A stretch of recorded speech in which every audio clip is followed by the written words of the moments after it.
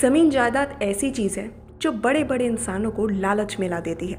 कुछ ऐसा ही मामला यूपी के मथुरा से देखने को मिला, जहां एक मां को मरे हुए लगभग 10 घंटे हो गए, लेकिन उसकी संतानें जमीन के बंटवारे के चक्कर में उसका अंतिम संस्कार नहीं होने दे रही। मृत पुष्पा के बच्चों को इतनी भी शर्म नहीं आई कि पहले मां की आत्मा को शांति दे दे, उसके बाद ही जमीन के बंटवारे का खेल खेल लें।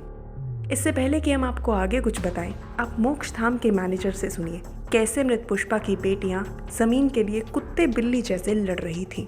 यहाँ पर ये बॉडी आई है सुबह 10 बजे की। इन लोगों में विवाद चल रहा है कि कोई तो व्यक्ति बोल रहा है कि इनका पोस्टमार्टम करवाइए, इन लोगों ने ये मारी हैं, और जो दूसरा पक्ष है वो ये बोल रहा है कि नहीं हमने मारी नहीं है, ये इनकी बीमारी की वजह से मौत हो चुकी है। इस वजह से सुबह से 8 बार तो यहाँ पर पंडित जी आ चुके हैं, जिनको ये लौटा चुके हैं। कभी बुला लेते हैं, कभी लौटा देते हैं। लकड़ी वगैरह सब तैयार हो चुकी है, चिता में बॉडी रखी हुई है। अग्नि भी जल गई थी दाग लगाने के लिए, लेकिन इन लोगों ने अग्नि बुझवाकर और वो अंतिम संस्कार यहाँ रुकवा दिया। और सुबह से यहाँ दोनों पक्ष आपस में 3-4 बार इनमें हाथापाई भी हो चुकी है।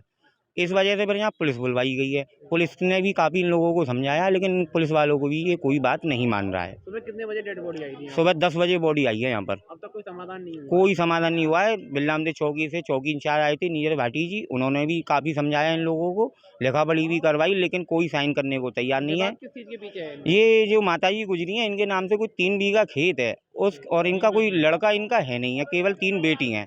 इस वजह से ये लोग ये कह रहे हैं कि घर के जो और परिवार के लोग हैं कि ये खेत हमें चाहिए तो अंतिम संस्कार कर लो, बेटी यूँ करिए, नहीं खेत हमें चाहिए, नहीं तो हम अंतिम संस्कार नहीं करने। इसी चक्कर में इन्हों में लड़ाई हो रही है।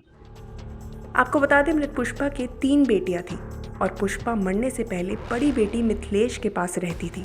इस दौरान उसने अपनी मां को बातों के झांसे में लाकर 1.5 बीघा खेत बेच दिया, लेकिन जब मां का निधन हो गया तो उसकी अन्य 2 बेटी भी शमशान घाट पहुंच गईं और मिथिलेश से जमीन के बंटवारे को लेकर लड़ने लगी।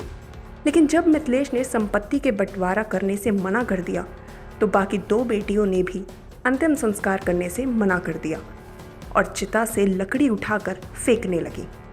इस पूरे ड्रामे के बाद थाना कोतवाली पुलिस मौके पर पहुंची, लेकिन वो भी काफ़ी देर तक उनको समझाने में असफल रही, जिसके बाद शाम करीब 6 बजे तीनों बहनों के बीच एक लिखित समझौता हुआ, जिसमें मृतिका की बची हुई संपत्ति को 2 छोटी बेटी शशि और सुनीता के नाम किया जाएगा।